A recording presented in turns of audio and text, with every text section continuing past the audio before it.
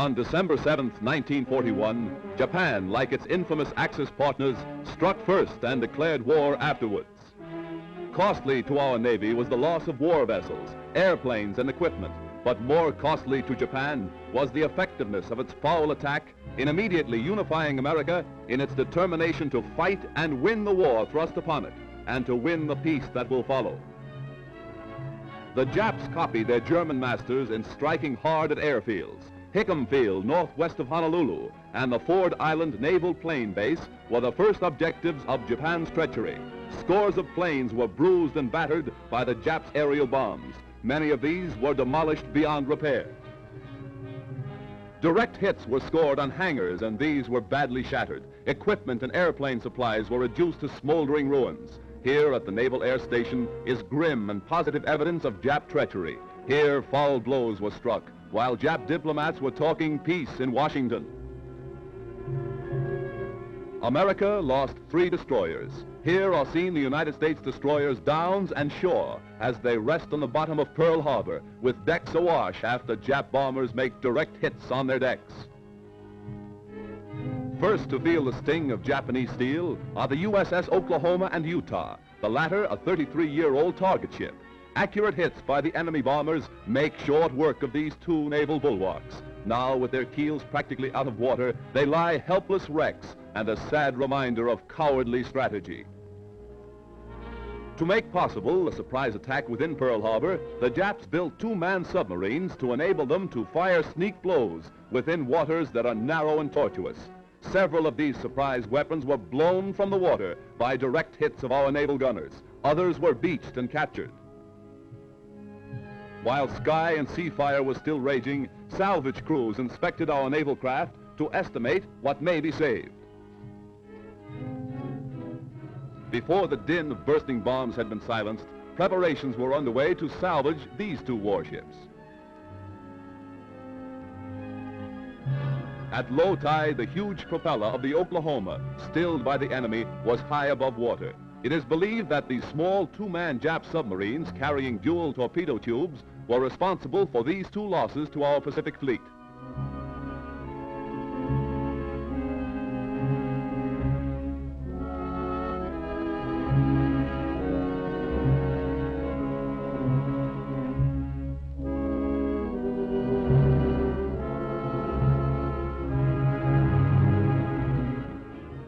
Here is the actual bombing of the mighty USS Arizona by Jap planes.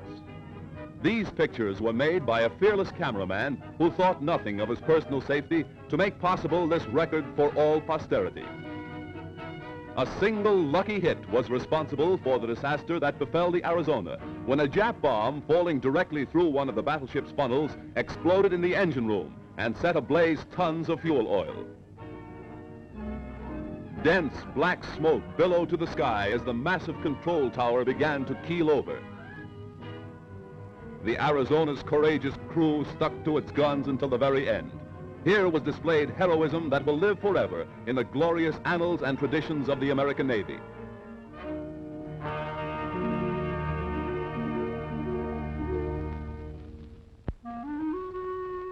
The once mighty Arizona now rests on Pearl Harbor's muddy bottom, a pitiful relic of its former self, a grim monument to the treachery of Japan.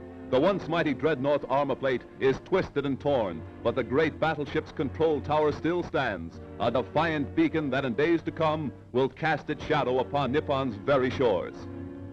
At Pearl Harbor, at Hickam Field, in the bomb-pocked streets of Honolulu, ever is written history. History with a tragic, treacherous pen. History that 130 million Americans will never forget. And in days to come, the Japs, too, will remember Pearl Harbor. Here is a tragic, unforgettable page in the annals of America. Here, the cunning deceit of the Japs will never be forgotten. Here, they hoped to score a knockout before the war began. The Arizona's gun crews, battered and broken, fired to the last. Their guns pointed skyward, from whence the enemy appeared. The Jap sneak blow cost hundreds of military and civilian lives. The treacherous attack cost our Pacific Fleet 2 battleships outright, another capsized, the loss of 3 destroyers and a mine layer.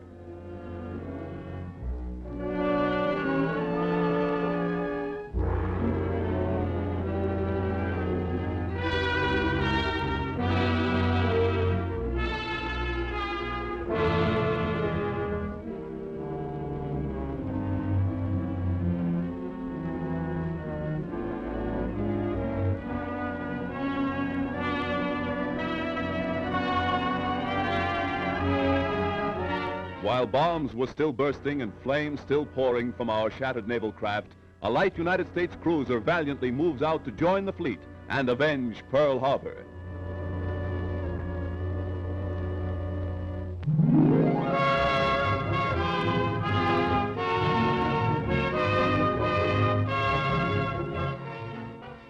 June 3rd, 1935. The Normandy, $60 million luxury liner, comes to America on its maiden crossing of the Atlantic, an event that occasioned a marine demonstration that will live in history. Whistles blew and sirens shrieked a mighty welcome to the new Queen of the Seas. The famed skyline of America's greatest city formed a fitting background for America's greeting to one of the most stately ships that ever crossed the Atlantic. 6 years later, shortly after the United States entered the war, the Normandy was seized and placed under naval guard. Hundreds of civilian workers were put aboard the Normandy, renamed the USS Lafayette, to strip the vessel of its costly furnishings and to prepare it for war duty as a United States transport. February 9th, 1942, the Normandy afire. A fatal tragedy to the big luxury liner and to America. As the flames rapidly spread to devastating fury, workers madly scrambled to safety, while fireboats and fire engines poured tons of water into the stricken vessel. All fire doors, vertical and horizontal, were closed to protect the ship's vitals from the flames, but this was all in vain. Dense clouds of thick, acrid smoke billowed far out over Manhattan, casting a mucky pall over Midtown and downtown New York.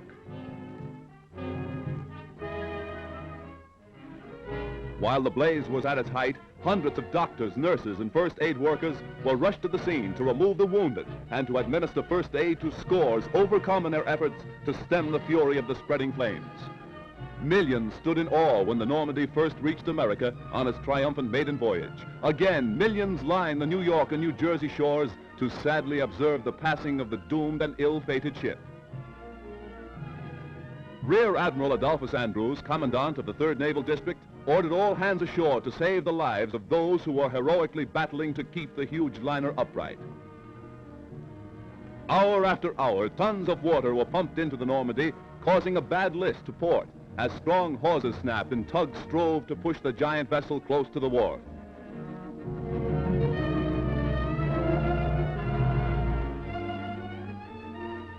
Then, during the night, the Normandy met its final doom, when, with a resounding crunch of ice and a belch of smoke, the 83,000-ton vessel dipped her flame-scarred superstructure into the surface of the Hudson River.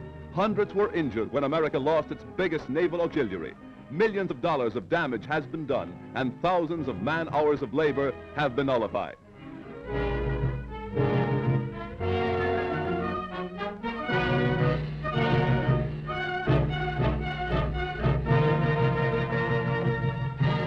Accident or sabotage, the world may never know. But the fate of the luxury liner Normandy, rechristened the U.S.